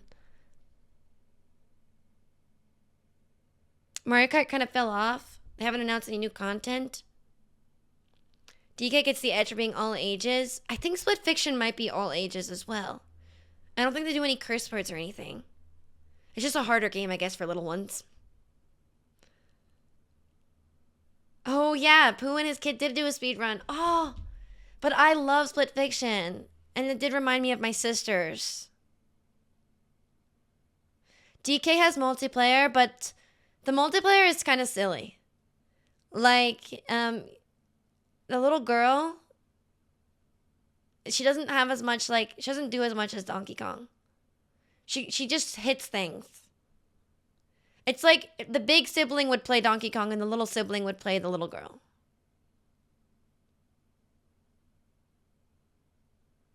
It's like in Mario Odyssey. Oh, I've not played it, but I've only watched people play Donkey Kong. Hi, Tango. I'm a donkey too. You should vote for my family. A donkey? There's no donkeys in Donkey Kong. He's a monkey. Hi, Metal. What can you do with your 90k points? I don't know. Sonic likes chili dogs. Okay, I'm going to go with Split Fiction. I think that DK is probably going to win. And am I going to say it shouldn't win? No, it should win. But I'm going to go with Split Fiction purely because it's the one I played. And I could see myself playing this with my sisters. It reminded me of my sisters. The developer made it for his 2 little girls. It's really good. It's the perfect game to play with your family. It's a perfect game to play with someone you love. It's really good. I could see my parents playing this game together. Like, this game is good. It's a bit advanced. It maybe is not for kids, like, really little, but it's really fun. I think if you're over the age of, like, 8, you can probably get a hang of this game. Donkey Kong does have, like, if you're 6, 7, 6, 7, you'd like that game. And that's perfect for you. But I think Split Fiction's really good. Sorry. I didn't mean to 6, 7 on you guys. Yeah, it is a little more mature in the play. Yeah. The themes of Split Fiction were a little more mature. Oh, that is true. There is death. Okay, so it might be 13 and up because there is death involved. But then again, to play devil advocate, there are a lot of little children who have to deal with death. Family members passing. Like, there are some little ones that know what death is, so and maybe seeing a game that features death and seeing grieving can help them like know how to like deal with it. So, but there is you're right, there's heavy topics in this one compared to DK. DK is more lighthearted, family oriented. Yeah, you're right. I feel like with how desensitized younger kids are now, I feel like this wouldn't phase most. Well, like little ones we're thinking about, like 8-year-old to 10-year-olds. I don't think 8 to 10-year-olds are desensitized. I don't think so. I think maybe 13-year-olds, but maybe not 8 to 10, maybe. I don't know. Maybe. Yeah. If you're 12, what would you understand? DK or Split? I think 12-year-olds can understand this game. Thank you for the follow, Chris. But yeah. Introducing youngsters to death is very important. That sentence is crazy, but I know what you mean. I think media that is done in an age-appropriate way definitely is better to learn about death than having to go through it personally. I think Split Fiction is done elegantly. Best sim/strategy. Best game focused on real-time or turn-based simulation or strategy gameplay, irrespective of platform. I'm going to skip it, guys. You know, I'm going to do Final Fantasy Tactics because people love that game. But and I love Square Enix. Shout out to Square Enix. Shout out to Final Fantasy. I'll vote for this because I love them.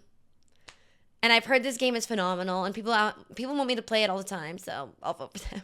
But otherwise, I don't know. 2 Point was good. Jurassic will win. Thank you, Minotharin, for the 3-stream streak. All right, yeah, I'm going to go with... Yeah, it seems like a lot of you guys went with Final Fantasy. Especially shout-outs to Final Fantasy VII Rebirth. Yeah, shout-outs.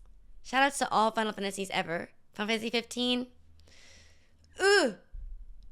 Best sports racing. Oh my god, I think it's so funny that they did best sports last racing because I think it's so funny. It's just so funny to me to see like EA Sports with like Sonic. I don't know why it makes me laugh. Like, it just such interesting comparisons. I don't know. No Kirby Air Riders. Did that come out? I don't know. It just makes me giggle. I went with Sonic because he needs a win. Sonic is better than Mario Kart World?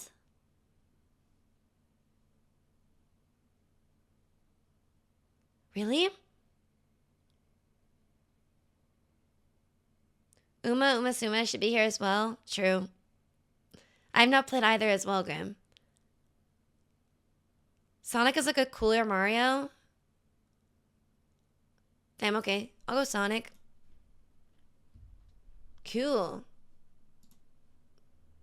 Best multiplayer. If you guys are saying it's definitely better, we'll go with Sonic. I went with Mario Kart because Mario's my friend and Sonic is not. Wait, I was actually thinking the same thing when I first saw that. But I'm like, you know. Okay, best multiplayer. for outstanding online multiplayer gameplay and design, including co-op and massively multiplayer experiences, irrespective of game genre or platform. Arc Raiders, Battlefield 6, Elden Ring Night Rain, Peak, or Split Fiction. I have no idea what's going to win this. I have no idea what's going to win this.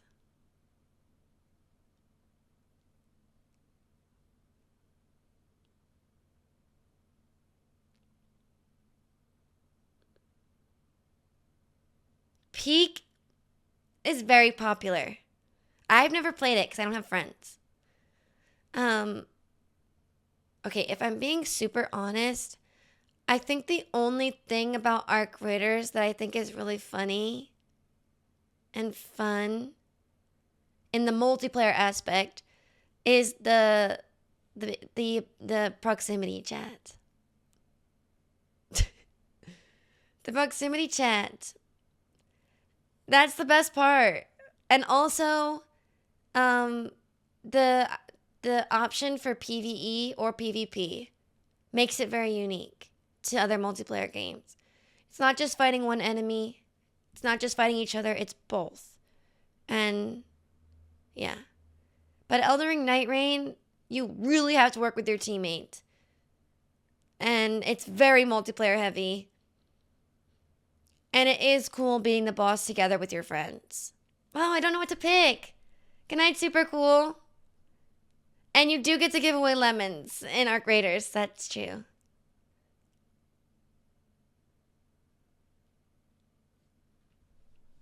I don't think BF6 winning is a foregone conclusion at all. What game did you have more fun playing multiplayer? See, like, I can have fun playing Arc Raiders by myself. I can't have fun playing Elden Ring by myself. So, does that mean Elden Ring is a better multiplayer game? I love loading into a map with a queen and running into other players. We have to figure it out. If we're fighting or attacking the boss, then having the lobby all running together to fight the big bot. Ah, heck. I'm gonna do it. You're right. I think Arc Raiders is a great multiplayer experience. I can play Arc Raiders and I'm bad at it. You know, like, it's just fun. Like, I can get away with playing Arc Raiders even though I suck. I can't get away with playing Night Rain even though I suck. And so, therefore, the enjoyment level for me is low. I really like Arc Raiders. I think it's really good. And, yeah. Best adaptation. Here we go. Recognizing outstanding creative work that faithfully and authentically adapts a video game to another entertainment medium. We have a Minecraft movie. I haven't seen it, and I don't play Minecraft. Devil May Cry anime. I haven't seen it, but I like Devil May Cry 4. Splinter Cell, Death Watch. I never played Splinter Cell. The Last of Us Season 2. I have played The Last of Us, both 1 and 2. And Until Dawn. Okay, we need to go through this. A Minecraft movie is probably going to win this because kids loved it and it was a bad movie apparently, but kids loved it and it's Minecraft. It'll probably win. Devil May Cry, I heard it wasn't the best. I haven't watched it because I've only played the 4th Devil May Cry and I know it's about Dante and I would rather play Devil May Cry the game before watching this. I heard it's not that good. Unfortunate. I haven't heard anything about this. Last of Us Season 2. This is controversial. Last of Us Season 1, great. But that's not what's nominated here. Last of Us Season 2 struggled a bit. I don't know what more to say besides the writers need to not do what they did again, ever again, in any medium of any sort. Don't do that again. Until Dawn, it's not even budging legit, bro. Like, Until Dawn is completely different from the freaking source material. It's not the source material at all. Very confusing as to why that's here. I mean, it's literally just the name of the game. It's not even Until Dawn. It's just not. So the only thing here is Minecraft movie, and it's crazy because I don't even play Minecraft, and I never even saw the movie, and I'd never see the movie. But that's the only thing here that's valid. It's the only thing. This whole category is cooked. It's until 4:15 a.m. It's GG's, guys. It's GG's. It's GG's. Next. Most anticipated game. Oh! Too bad Fallout Season 2 didn't release earlier. Dude, literally. Literally. But next year. Most anticipated game. Recognizing an announced game that has demonstrably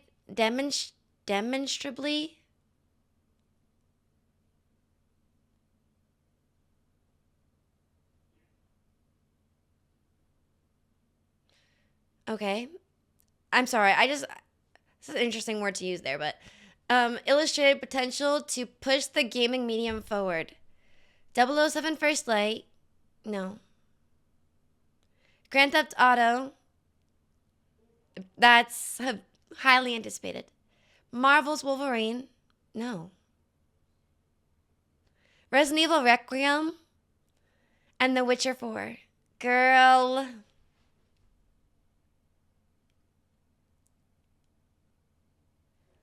I understand GTA 6 is going to win. I'm not going to vote for GTA 6. But I know it will win, and it should win. It's very anticipated. Everyone talks about it. But Resident Evil and The Witcher...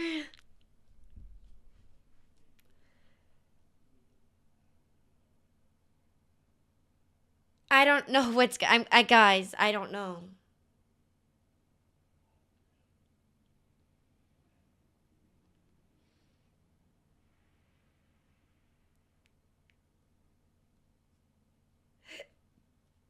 Witcher doesn't have a release year. Resident Evil Requiem is coming out in 2026. We know that.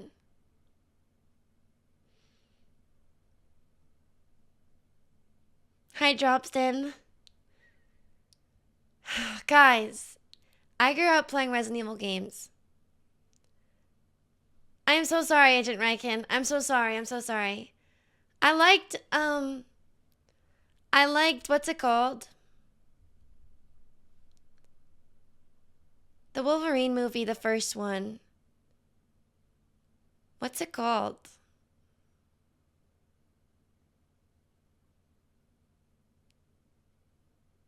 With Ro? Not X-Men Origins. Is it X-Men Origins? The one with Ro. And him. And they drive in his truck. She's eating snacks. X-Men? I like X-Men. And I like Deadpool versus Wolverine or Deadpool Wolverine, whatever the movie was. Okay?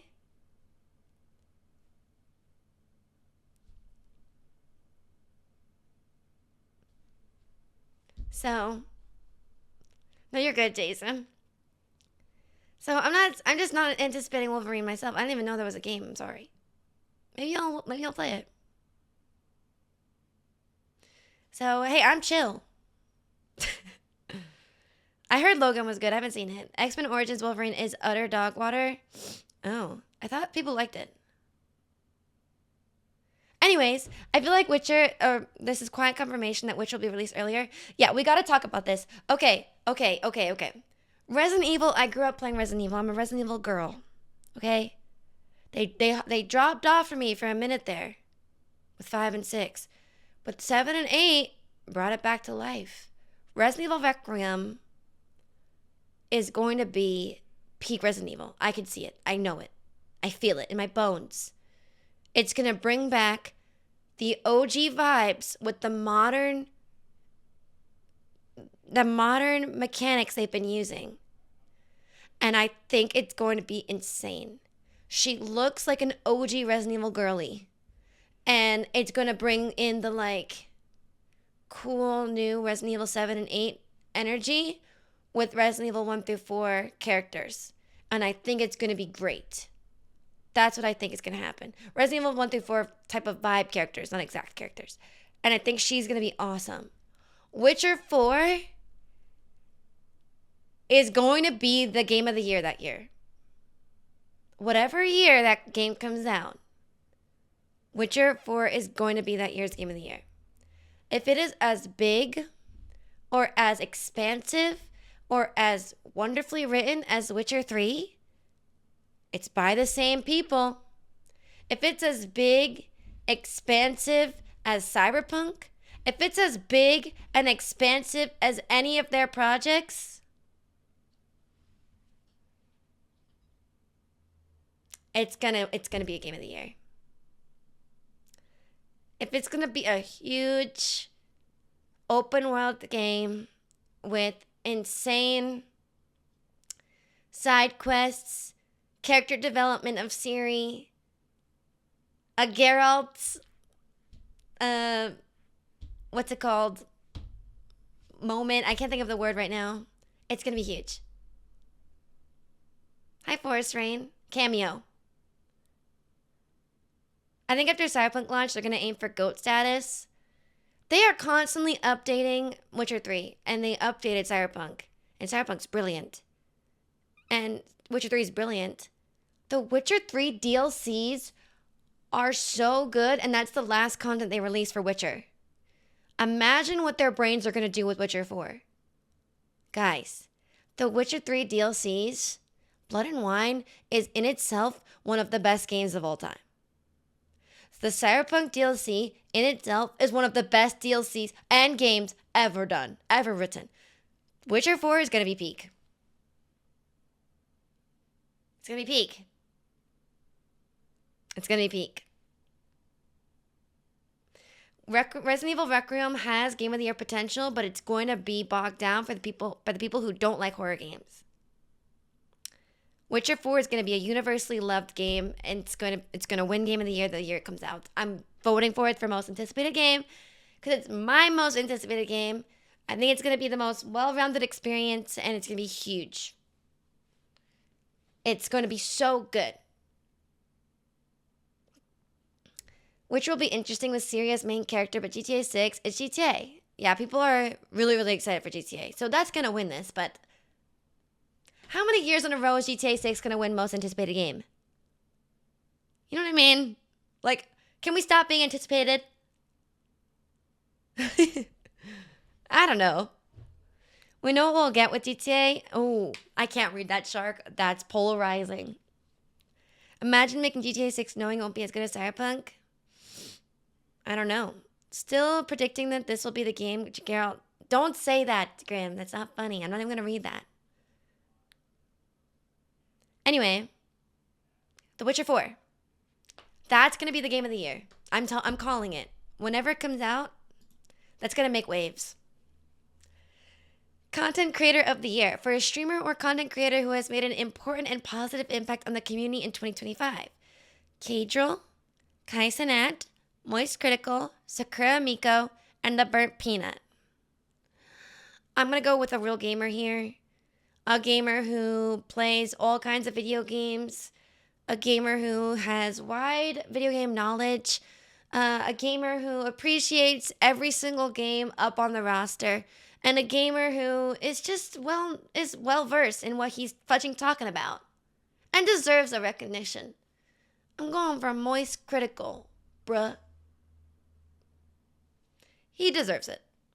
He is the gamer content creator that hasn't done anything weird and is still just a gamer content creator. He's great. It'd be funny as hell if GTA 6 is dog poop after it taking a decade more to release. I don't think it'll be dog poop. I don't think it's possible. But it would be crazy. Kai does so much. But not in the gaming space. This is the Game Awards. I think Charlie does more in the gaming world. Yeah. I voted Charlie, but can't deny Peanut has grown a lot. Peanut has grown a lot, and he's great for the FPS lovers and the multiplayer gamer lovers. Charlie's great for the games I like. And he likes games I prefer. And I think he has a wider palette for games than Burnt Peanut. At least for on stream. Burnt Peanut might play things off stream. Yeah. Hi, Ryan. Yeah. He speedruns too. He's just a gamer. And I think he deserves the recognition. I don't know who will win this. Kaisenat might win this purely because of like popularity. But I think of the gamers, Moist Critical is he's staked his claim in that field, and I'm really proud of him for getting nominated. It's really cool. No, you can curse. Please do. Please curse. Best esports game. For the game that has delivered the best overall esports experience to players, inclusive of tournaments, community support, and content updates, irrespective of genre or platform. Counter-Strike 2? Esports? Oh, okay. Oh. Dota 2, League of Legends, Mobile Legends, Bang Bang, and Valorant? I'm just gonna vote for League of Legends. League of Legends, League of Legends! I love League of Legends. I don't know. Best esports athlete. Oh God, this is where you're gonna miss me with these. I'm so sorry. The esports athlete judged to be the most outstanding for her performance and conduct in 2025. Brock, Chovy, Forsaken, Kekaru, Menard, and Zaiwu.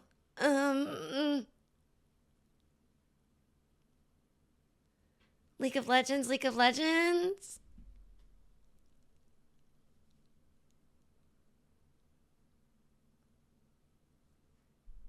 Yay! League of Legends, Chovy.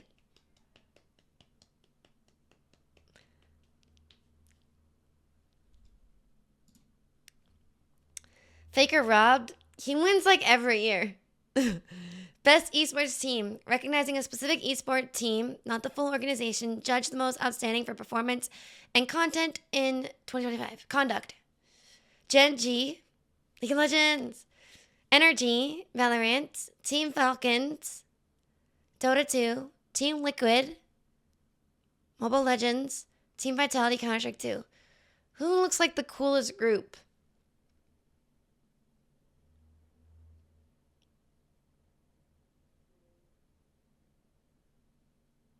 I don't know. There's something about NRG that makes me they look like they're having the most fun.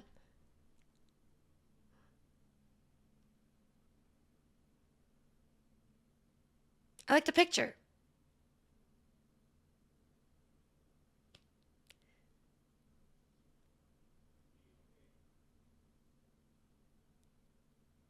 That is true. They do have their hands in their pockets and they look like they're in a boy band.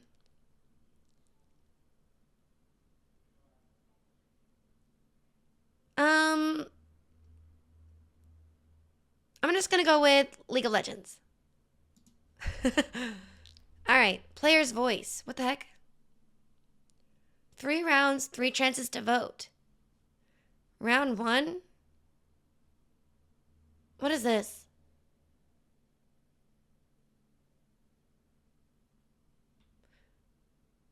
Oh. Cool. We should do this.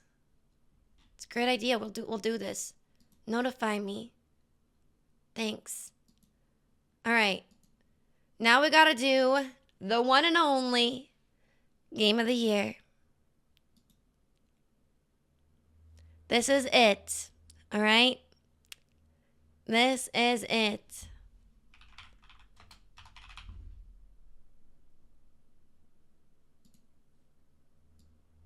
All right. That's loud. So when we're thinking about game of the year, okay? Recognizing a game that delivers the absolute best experience across all creative and technical fields. Expedition 33, Death Stranding 2, Donkey Kong Bonanza, Hades 2, Silksong, Kingdom Come Deliverance 2. I am not surprised by any of these people on the list. I'm not. Expedition 33, a banger, well-rounded, wonderful piece of art. Death Stranding 2, a banger, wonderful piece of art. Donkey Kong Bonanza, Nintendo. Hades 2, a banger, independent, gorgeous, combat-heavy piece of art. Silksong, artistically driven, hand-drawn, meticulously created, wildly loved, banger. Deserved. Kingdom Come Deliverance 2, the fudging goat of the RPGs.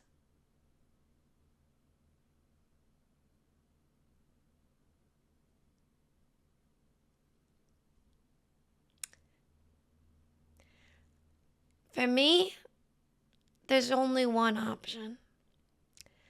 And I love all these games. Well, the ones I played. I haven't played 3 of them. I haven't played Donkey Kong or Hades or Silksong.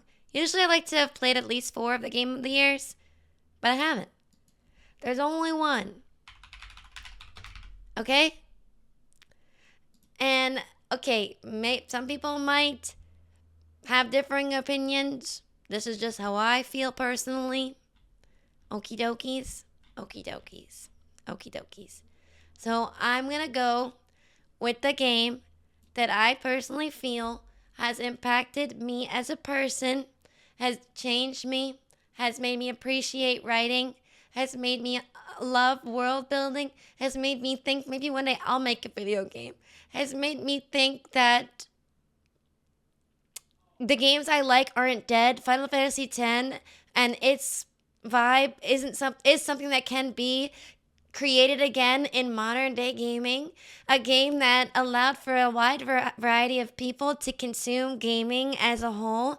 A game that, yeah, there's going to be people online that say it's a game that non-gamers like. That's a good thing.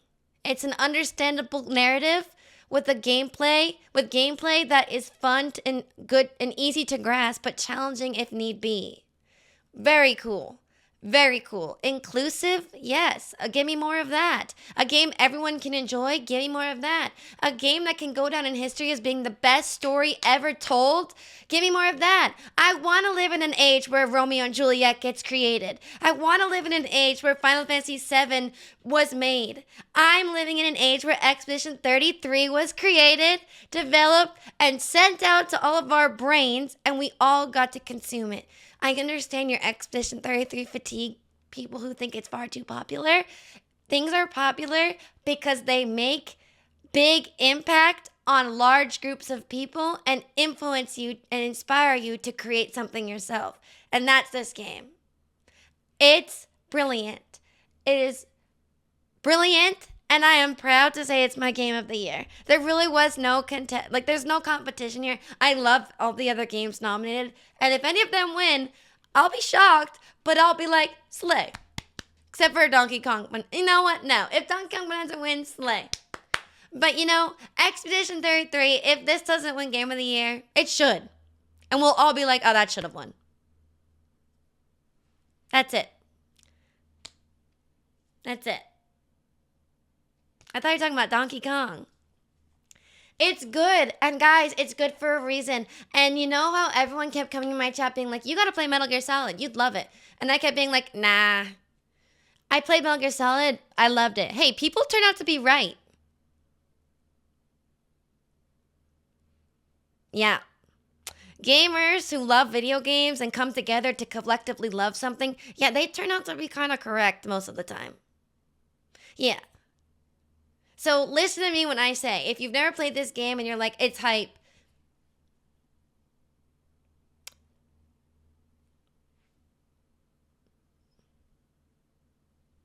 it's more than that. Truly. It's more than that.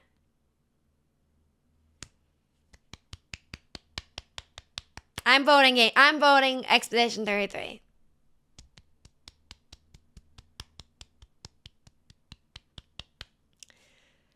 You just made Kojima sad. I think Kojima is brilliant. I love Kojima. I think he's brilliant. But I gotta do what I gotta do. And Expedition 33, I think Death Stranding 1 is brilliant. I think Death Stranding 2 is a great continuation. I think Expedition 33 shines on its own. And I think Death Stranding 2 will get plenty of rewards. Yeah.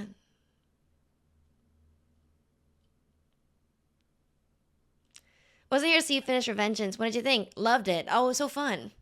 I loved it. It was so good. And I did the DLC, so it was really fun. I love that game.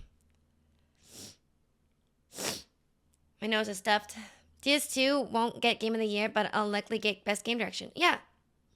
All right, so here's my overall votes, okay? Okay. So my Game of the Year is Expedition 33. My Best Game Direction, Death Stranding 2, On the Beach. Best Narrative, Expedition 33. Truly is the best story told in a long time. That even people who don't play the game watch it and love it. Best Art Direction, Silksong.